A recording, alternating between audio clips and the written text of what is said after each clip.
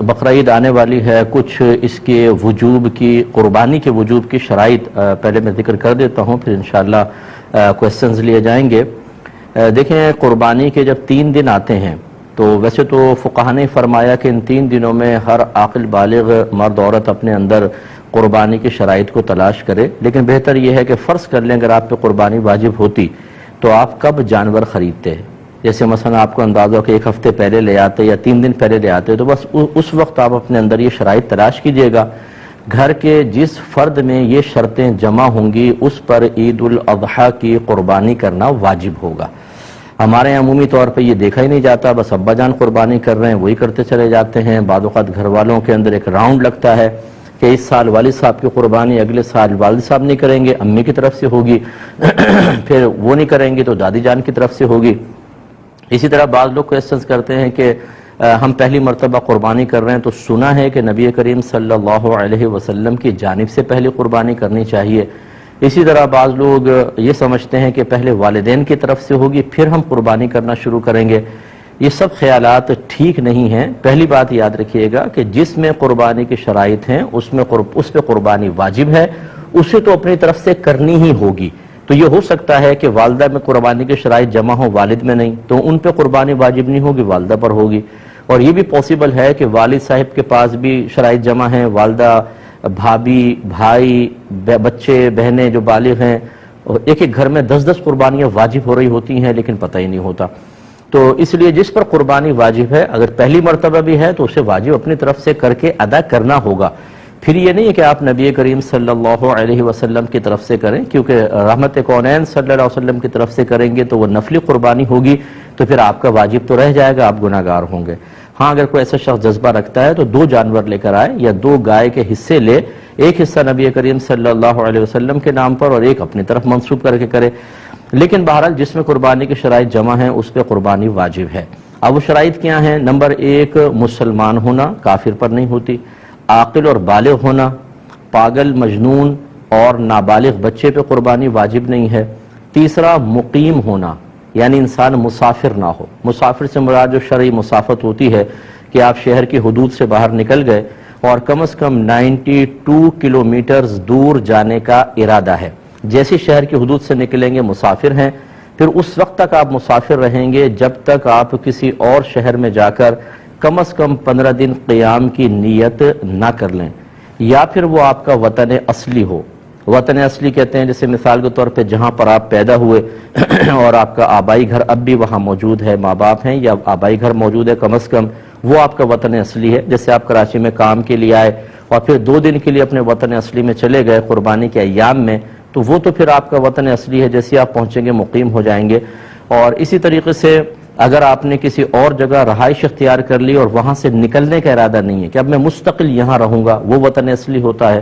اور تیسرا، کہیں پر آپ نے شادی کی ہو اور آپ کی زوجہ وہاں پر ہوتی ہوں، موجود ہیں، تو پھر آپ جیسے دوسرے سٹی میں چلے گئے، جیسے ہی اپنے اس شہر میں آئیں گے جہاں آپ نے شادی کی ہے اور زوجہ بھی ادھر ہونی چاہیے اس شہر میں، تو آپ مقیم خود بخود ہو جائیں گے، چاہے 2 دن کے لیے گئے ہوں۔ لیکن اس کے علاوہ اگر کوئی ہے، ان تینوں چیزوں کے علاوہ، تو کم از کم 15 دن کی نیت کریں گے تو مقیم ہوں گے، ورنہ مسافر رہیں گے۔ تو مسافر پہ قربانی واجب نہیں ہوتی ہے، مقیم پر واجب ہوتی ہے۔ اور چوتھا، یہ اچھی طرح ذہن میں رکھیے گا کہ قربانی کے 3 دنوں میں اگر آپ کے پاس اتنا مال ہے کہ جس کی مالیت 52.5 تولہ چاندی تک پہنچ جائے اور وہ آپ کی ضرورت سے یا حاجت اصلیہ سے زائد بھی ہو، تو آپ پہ قربانی واجب ہوگی، یعنی یہ قربانی کا نصاب ہے۔ بس اتنا اگر اماؤنٹ آپ کے پاس ہے اور آپ کی ضروریات زندگی سے زائد ہونا چاہیے۔ ضروریات زندگی میں کون سا ہوگا؟ جیسے اگر فرض کر لیں آپ کو سیلری ملی تو راشن لینا ہے، بچوں کی فی پے کرنی ہے، اور چیزیں ہیں، یا گھر کے جو ضروریات زندگی کا سامان ہوتا ہے، جیسے آپ کے کپڑے ہیں، آپ کے جوتے، اور اگر آپ نے اے سی لگایا ہوا ہے وہ بھی حاجت اصلیہ میں آتا ہے، آپ کا فریج، واشنگ مشین، برتن وغیرہ، یہ سب حاجات اصلیہ میں آتے ہیں۔ اسی طرح آپ کا ذاتی مکان، یہ حاجت اصلیہ میں ہے۔ اس سے فالتو کوئی بھی سامان ہو کہ جو آپ نے جو آپ کی ضروریات زندگی سے زائد ہے یا پھر سونا چاندی کی شکل میں ہے، تو وہ اس پہ قربانی واجب ہوگی۔ لہذا اب آپ کو دیکھنا یہ ہوگا، مثال کے طور پہ اگر کسی بہن کے پاس 1 تولہ سونا ہے تو یقیناً 52.5 تولہ چاندی تک اس کی قیمت پہنچتی ہے، تو ان پر قربانی واجب ہوگی۔ یہ زکوٰۃ کے نصاب کو نہ دیکھیے گا، اس میں یہی لکھا ہے کہ اگر کسی کے پاس بھی کسی بھی قسم کا مال ایسا ہو جو حاجت اصلیہ سے زائد ہو اور اس کی مالیت 52.5 تولہ چاندی تک پہنچ جائے تو اس شخص پہ قربانی واجب ہے۔ لہٰذا یہاں تک فقہا نے لکھا ہے، مثال کے طور پہ اگر آپ نے کوئی مکان کرائے پہ چڑھایا ہوا ہے تو وہ تو آپ کی ضرورت سے زائد ہے نا، تو اس مکان کی بھی مالیت کا حساب ہوگا، قربانی واجب۔ اسی طریقے سے اگر آپ کا ذاتی مکان آپ رہ رہے ہیں، اس میں 6 کمرے ہیں، 4 یوز ہوتے ہیں، 2 کمرے بالکل بند پڑے ہوئے ہیں، ان 2 کمروں کی قیمت کا بھی حساب کیا جاتا ہے۔ اسی طرح آپ کے وہ کپڑے جو آپ پہنتے نہیں ہیں، چھوڑ دیے، جیسے بہنوں کے شادی کے ہوتے ہیں، ایک سوٹ صرف شادی کے ٹائم میں پہنا جاتا ہے، پھر ایسے فالتو پڑا ہوا ہے، اس کی قیمت کا بھی اعتبار ہوگا، یعنی جو بھی حاجت اصلیہ سے زائد۔ اسی طریقے سے اگر آپ نے BC بھری ہوئی ہے اور ابھی آپ کی نکلی نہیں تو سمجھ لیں وہ آپ کا قرضہ آپ نے دیا ہوا ہے، اس کی مالیت کا بھی حساب ہوگا۔ اسی طرح کسی کو قرض دیا ہوا ہے آپ نے، اس کی مالیت کا بھی حساب ہے۔ تو خلاصہ کلام یہ ہے کہ قربانی کے دن جب قریب آ جائیں تو آپ یوں کریں، جتنا آپ کا سونا ہے اس کی قیمت نکلوا لیں، چاندی کی قیمت نکلوائیں، جتنا کیش روپیہ پڑا ہے وہ بھی، پرائز بانڈ ہوں، شیئرز ہوں، سیونگ سرٹیفکیٹس آپ نے لے کے رکھے ہیں، ان سب کی قیمت اس میں ایڈ کر لیں۔ اس کے علاوہ آپ نے اگر BC دی ہے اور ابھی نکلی نہیں، وہ آپ کا قرض ہے سمجھ لیں، اسے بھی ایڈ کریں۔ کسی کو ویسی قرض دیا ہوا ہے وہ بھی اس میں ایڈ کر لیں اور اس کا ٹوٹل نکال لیں۔ ٹوٹل نکالنے کے بعد پھر آپ یہ ضرور دیکھیے گا کہ کیا اس میں سے کچھ ایسا پیسہ ہے جو مجھے فوری طور پہ گھر میں خرچ کرنا ہو، یا پورے مہینے میں جیسے بجٹ کا ہوتا ہے، آپ یوٹیلیٹی بلز کے لیے اور راشن وغیرہ کے لیے رکھتے ہیں، اسے اس میں سے مائنس کر دیں۔ اس کے علاوہ ہر وہ قرضہ جو اس منتھ میں آپ کو فوری طور پہ ادا کرنا ہے، جیسے کوئی انسٹالمنٹ دینی ہے آپ نے، یا کسی کا قرضہ لیا ہوا اور وہ کبھی بھی مطالبہ کر سکتا ہے، ایسا کوئی قرضہ جس کی کوئی میعاد وغیرہ مقرر نہ ہو، اس سب کو بھی اس میں سے مائنس کر دیں۔ اب جو باقی بچے دیکھیں، اگر وہ 52.5 تولہ چاندی کے برابر پہنچ جاتا ہے تو بس پھر ٹھیک ہے، آپ پہ قربانی واجب ہے، ورنہ نہیں ہے۔ سوری۔ اسی طریقے سے آپ نے ان تمام چیزوں کو ایڈ کیا، قرض باہر نکالا، آپ نے کوئی مکان کرائے پہ دیا ہوا ہے، دکان کرائے پر دی ہوئی ہے، یا آپ دکان چلاتے ہیں، وہ دکان آپ کی حاجت اصلیہ سے زائد کے لائے گی، اس کی قیمت ایڈ کریں گے تو قربانی بن جائے گی۔ اس طریقے سے ہر گھر کا فرد قربانی کا حساب کرے۔ اچھا، جب اس قسم کے مسائل لوگ سنتے ہیں، چونکہ اس میں خرچہ ہوتا ہے، تو کہتے ہیں یہ تو ہم نے آج تک نہیں سنا تھا، پتہ نہیں کہاں سے مسائل نکال کر لے آئے۔ تو ہماری صحت پہ کوئی فرق نہیں پڑے گا، ہمارا کام ہے آپ کو سمجھانا۔ اگر آپ ایک ایسے ماحول میں رہے کہ جہاں آپ کو کسی نے یہ مسئلے نہیں بتائے تو وہ بتانا نہ بتانا وہ چھوڑ دیجئے، ہمارا کام تھا ان مسائل کو سیکھنا۔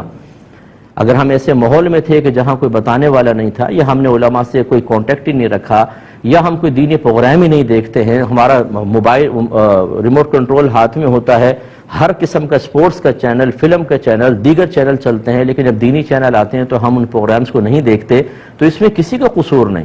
یہ وہ مسائل ہیں جن کا سیکھنا ہر عاقل بالغ مسلمان مرد و عورت پر لازم قرار دیا گیا ہے۔ اگر آپ نہیں سیکھیں گے اور لا علمی کی وجہ سے کوئی ایسی کوتاہی ہوئی ہے تو آپ قابل گرفت ہیں، بروز قیامت اللہ کی بارگاہ میں حساب دینا ہوگا۔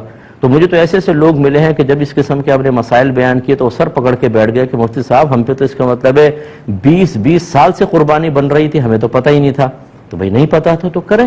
تو لہٰذا اگر کسی کی پچھلی قربانیاں رہتی تھیں تو یا جیسے پتہ تھا کہ قربانی ہم نے کرنی ہے نہیں کر سکے، یا لا علمی کہ ہمیں مسئلہ ہی پتہ نہیں تھا، ایسے افراد اب قربانی کی جگہ قربانی نہیں کر سکتے، وہ نکل گئی، اب ایک قربانی کی قیمت صدقہ کر دیں، یا تو بکری کی قیمت کر دیں بکرے کی، اور یا پھر ایک کم از کم ایک گائے کا حصہ جو معتدل قسم کا ہو، یوں نہیں کہ 4-5 ہزار آپ نے خرچ کر دیے، 4-5 ہزار میں 7 چوک 28 ہزار کی گائے کیسی آئے گی؟ 7 حصے ہو سکتے ہیں تو کیسی گائے آئے گی؟